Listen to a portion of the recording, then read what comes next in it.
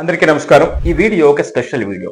కొంచెం బాధతో చేస్తున్నటువంటి వీడియో. ఎందుకో అంటే ఇప్పుడు ఎగ్జామ్స్ నడుస్తూ ఉన్నాయి. ఇంటర్మీడియట్ బోర్డు ఎగ్జామ్స్ కానివ్వండి, లేదా వేరే క్లాసెస్ కి సంబంధించినటువంటి మోస్ట్ పర్టికులర్లీ ఇంటర్మీడియట్ కి సంబంధించినటువంటి ఎగ్జామ్స్.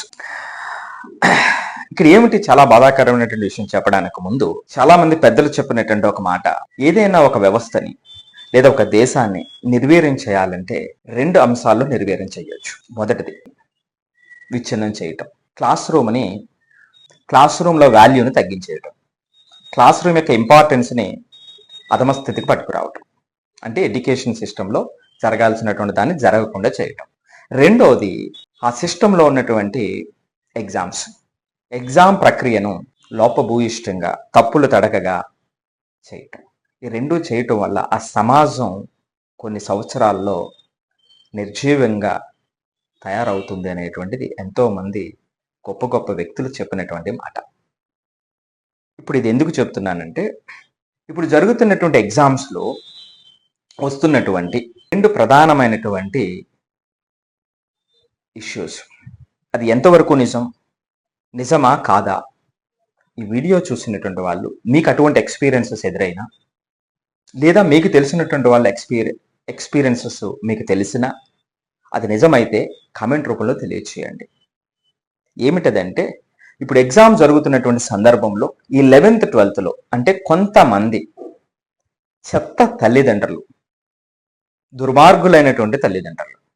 ఎందుకు బాధగా ఈ పదాలు ఉపయోగిస్తున్నానంటే, 11th 12th బాగా చదవనటువంటి పిల్లవాడిని ఏ విధంగా అయినా వీడిని పాస్ చేయాలనేటువంటి ఉద్దేశంతో ఇతని ఎగ్జామ్కి సంబంధించినటువంటి మాల్ ప్రాక్టీసెస్కి సంబంధించినటువంటి అవకాశం ఏదైనా ఉందా అని కొంతమంది పేరెంట్స్, కొంతమంది ప్రిన్సిపాల్స్ని డైరెక్ట్గా అడిగేటువంటి స్థాయికి దిగజారారు అనేటువంటిది కొంతమంది చెబుతున్నటువంటి మాట. మరి ఇది నిజమా కాదా? మీ ఎక్స్పీరియన్స్ ద్వారా, మీ కామెంట్ ద్వారా తెలియజేయండి. మరి ఒకవేళ అది నిజమైతే ఏం జరుగుతుంది?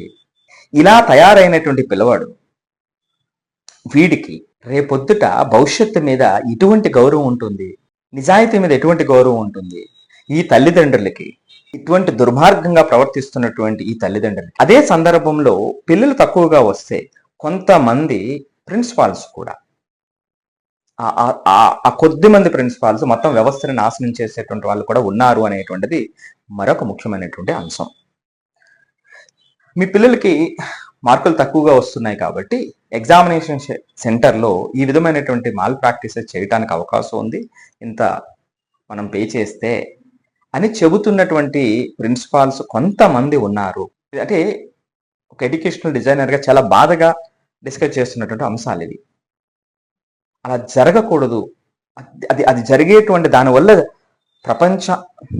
దానివల్ల సమాజానికి జరిగేటువంటి నష్టం ఎంత దారుణంగా ఉంటుందో తెలిసినటువంటి వ్యక్తిగా బాధతో మాట్లాడుతున్నటువంటిది, అంతే తప్ప ఎవరిని నిందించడానికి కాదు. ఆ ఇద్దరు ముగ్గురు చేసేటువంటి పని మొత్తం వ్యవస్థకు కలంకం తీసుకొస్తుంది అనేటువంటి బాధతో చేస్తున్నటువంటిది, అది నిజమైతే.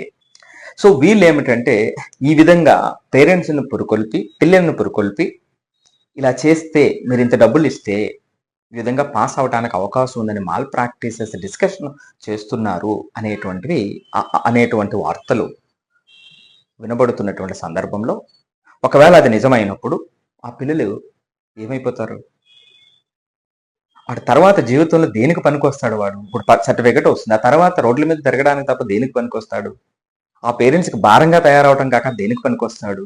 ఎంతమందిని చూడట్లేదు అలాంటి వాళ్ళని, అంటే చదువు మీద వాల్యూ లేకుండా రోడ్డు మీద తిరుగుతున్నటువంటి వాళ్ళని, అనేక సౌకర్యాలు వాళ్ళు కల్పించినా సరే అదంతా పక్కన పెడితే, నిజాయితీగా చదివి భవిష్యత్తు మీద ఆశలతో పనిచేస్తున్నటువంటి పిల్లలకి ఎటువంటి సందేశాన్ని మనం ఇస్తున్నట్టు?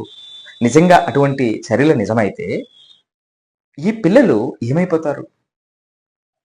వాళ్ళ నిజాయితీ ఎంతవరకు నిలబెట్టగలుగుతాం మనం? వాళ్ళని దారుణంగా అవమానపరిచినట్టు కాదా? తద్వారా సమాజంలో ఎటువంటి పరిస్థితి ఎదురవుతుంది? బాధ్యతగా, నిజాయితీతో పిల్లల్ని బయటికి పంపించాల్సినటువంటి వ్యవస్థలో ఇటువంటి దారుణాలు సమాజానికి రాబోయేటువంటి రోజుల్లో అత్యంత ప్రమాదాన్ని కొని తెస్తాయి అనేటువంటిది నిజం కాదా? ఎన్నో చూస్తున్నాం, డిగ్రీ సర్టిఫికెట్లు అమ్మటం, యూనివర్సిటీ సర్టిఫికెట్లు అమ్మటం అనేటువంటి, ఇవన్నీ కూడా ఎంత ప్రమాదకరమైనటువంటివి. అది ఇప్పుడు ఆ 12th స్థాయిలో, ఇంటర్మీడియట్ స్థాయిలో జరుగుతుంది అనేటువంటి వార్తలు మన చుట్టూ గుప్పమంటున్నాయి. దీనికి సంబంధించి ప్రతి ఒక్కరూ స్పందించాల్సినటువంటి అవసరం ఉంది. ఇది నిజమా కాదా? నిజం అనేటువంటి ఎక్స్పీరియన్సెస్ లేదు, ఇలాగా అట్లాంటిది లేదండి, ఇది అపోహే అనేటువంటి వల్ల ఏమిటనేటువంటిది తెలియాలి. దీని మీద మంచి డిస్కషన్ జరగాలి. ప్రతి ఒక్కరూ కూడా, అంటే ఆ బాధ్యతలో ఉన్నటువంటి ప్రతి వ్యక్తి, ఇటు పేరెంట్స్ కానివ్వండి, అటు టీచర్స్ కానివ్వండి, ప్రిన్సిపాల్స్ కానివ్వండి, చీఫ్ ఎగ్జామినర్స్ కానివ్వండి, వీళ్ళంతా కూడా మరింత జాగ్రత్తతో, మరింత బాధ్యతతో, ఆ గురుతరమైనటువంటి బాధ్యతను అత్యంత నిజాయితీతో నిర్వర్తించేటువంటి విధంగా మన సమాజంలో వాళ్ళకి ఆ భయాన్ని కూడా తీసుకురావాలనేటువంటిది దీని యొక్క ముఖ్య ఉద్దేశం. సో మరి దీని మీద నిజమా అబద్ధమా అనేటువంటి దాని మీద మీ యొక్క అమూల్యమైనటువంటి కామెంట్స్ తెలియచేసి మీ బాధ్యతను నిరూపించుకోండి. జై హింద్.